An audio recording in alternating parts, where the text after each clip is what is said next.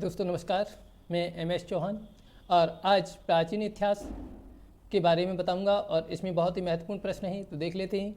और यहाँ पर आपको ये भी, जैसा कि आपने देखा है, कि वो भी बताने वाला हूँ कि स्त्री के गर्भ से निकलता हुआ पौधा कहाँ पर पाया गया, इसके साक्ष्य कहाँ मिले, ये सभी मैं आपको यहाँ पर बताने वाला हूँ। तो देखिए, राखीगढ़ी गाँव में विश्व की सबसे प्राचीन सभ्यता के साक्ष्य मिले हैं। किस राज्य में स्थित है, आपको बताना किस राज्य में स्थित है। ऑप्शन देखिए, पंजाब, महाराष्ट्र, हरियाणा या फिर बिहार। तो आप सभी लोग बताएं कौन सा सही होगा। तो यहाँ दोस्तों सही होगा हरियाणा।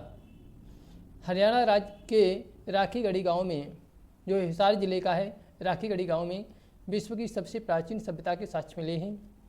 और हरियाणा के हिसार जिले के राखीगढ़ी गांव में विश्व की सबसे प्राचीन सभ्यता के साक्ष्य मिले हैं। यह पुणे के दक्कन कॉलेज के प्रोफेसर बसंत सिंधे द्वारा अपने शोध में ये पाया गया था। 26 मार्च 2014 को हरियाणा सरकार ने राखीगढ़ी को सिंधु घाटी सभ्यता का सबसे बड़ा शहर होने का दावा किया।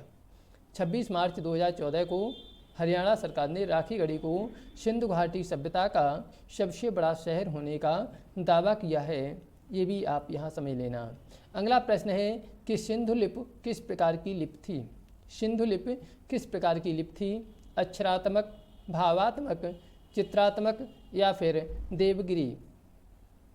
तो देखिए, सिंधु लिपि, सिंधु घाटी सभ्यता की जो लिपि थी वो चित्रात्मक थी। चित्रों के हिसाब से समझाया गया था, इसमें कोई अक्षर नहीं थे। तो एक ऐसी थी, चित्रात्मक थी। और सिंधु लिपि के जो साक्ष्य मिले वह अधिकतर चित्रात्मक थे।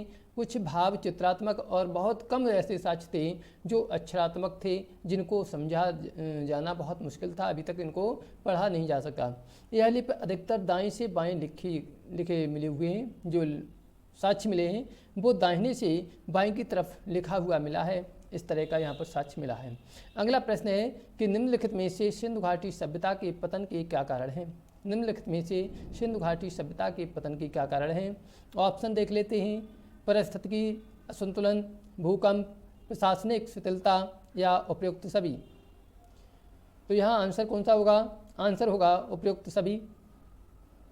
और इसके बारे में देख लेते हैं।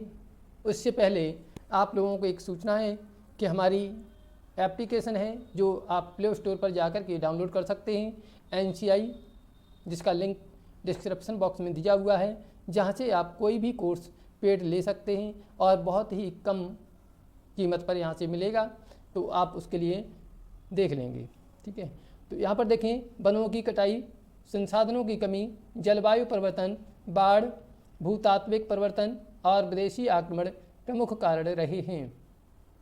आगे देखें कि मनुष्य के साथ कुत्ते को दफनाने का साक्ष्य कहाँ मिला। मनुष्य के साथ में पालतू कुत्ते को दफनाने का साक्ष्य मिला। वो कहाँ पर? रोपड़ में, कालीबंगा में, हड़प्पा में या फिर धौलावीरा में। तो जो मनुष्य के साथ कुत्ते दफनाने का था ये रोपड़ में मिला था। ये साक्ष्य कहाँ मिले? रोपड़ में मिले। और रोपड़ का आधुनिक नाम अब क्या हो गया? रूपनगर हो गया। रोपड़ का आधुनिक नाम रूपनगर है और यह सतलज नदी के बाएं किनारे पर स्थित है। रूपनगर सर्वप्रथम 1950 ईस्वी में ब्रजवासी लाल ने उत्खनन कराया था और इसके बाद 1953 और से 55 के ईस्वी के बीच में यज्ञदत्त शर्मा ने पुनः इसका उत्खनन करवाया था। अगला प्रश्न है कि एक मूर्तिका में स्त्री के गर्भ से निकलता हुआ पौधा कहाँ पाया गया।